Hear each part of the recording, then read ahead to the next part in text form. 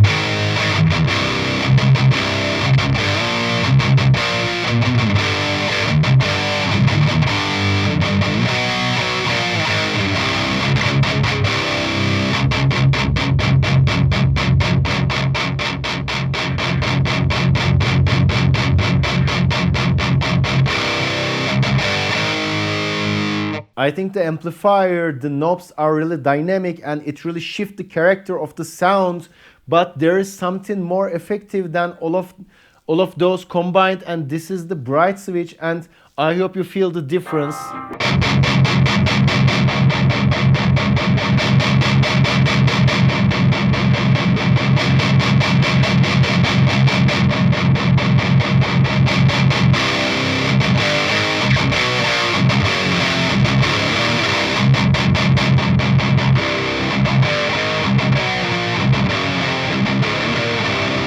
And let's open up the presence to open up the sound while the bright knob is off.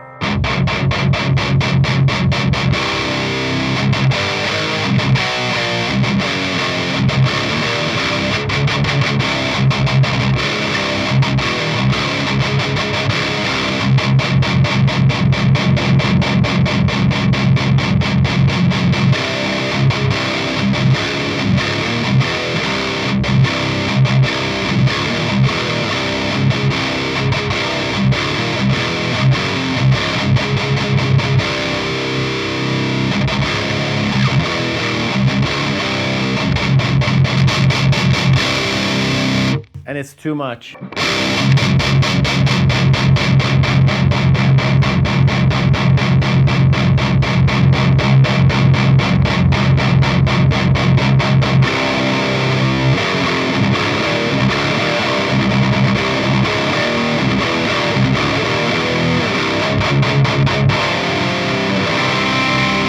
And now let's open up the Maxon Od808.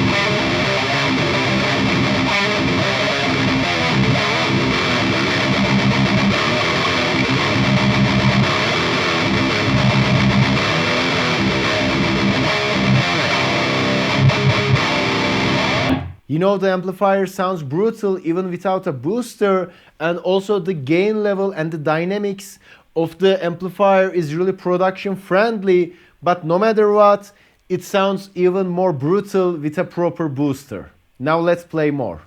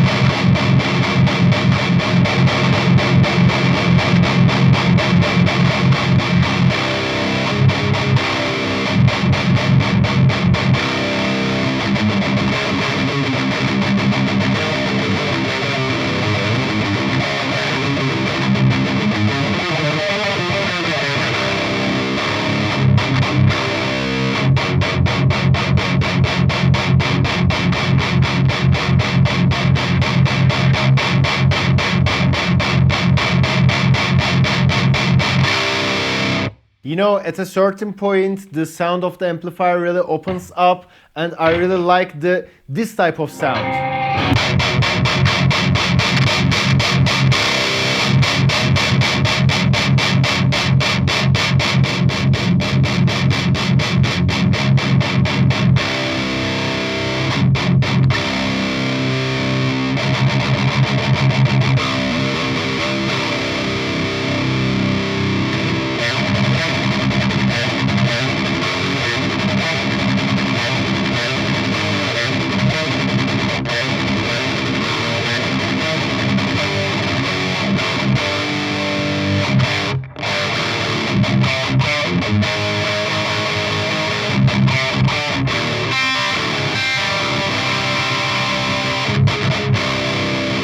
And now let's play the lead channel of this amplifier with active pickup.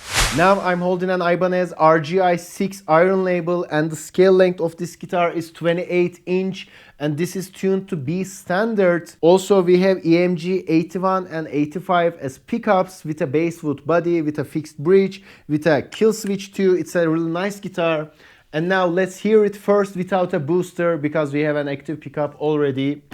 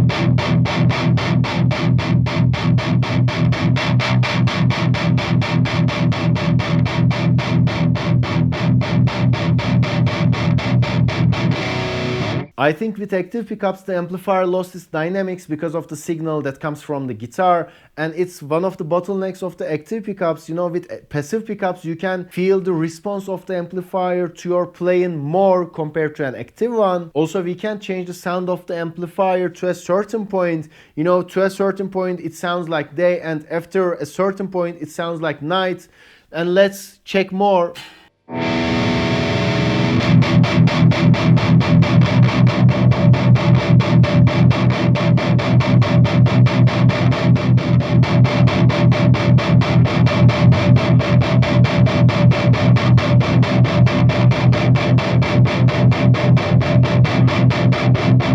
As you can see, I'm trying to change the sound of the amplifier, but there's a certain muddiness and there are no certain difference on the punch of the sound of the amplifier. And let's open up the presence and everything will change immediately.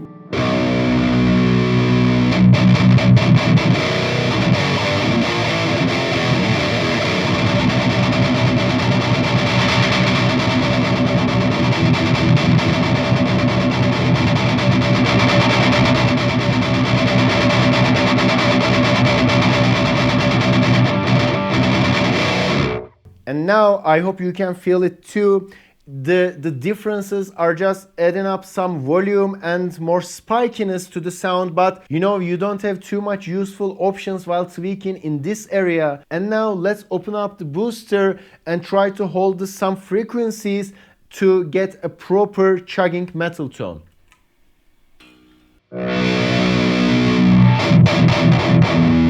Let's start from noon again.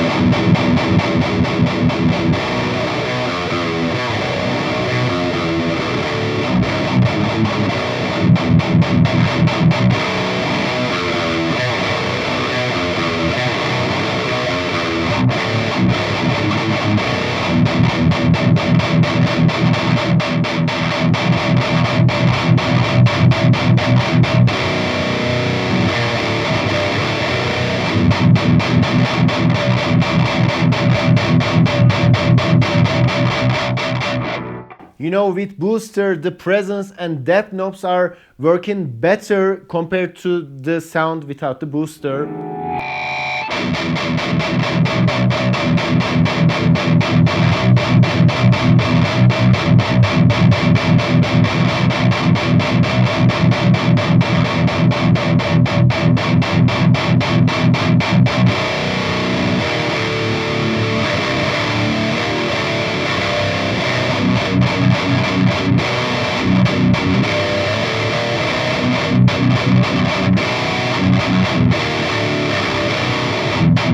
But it's still too harsh.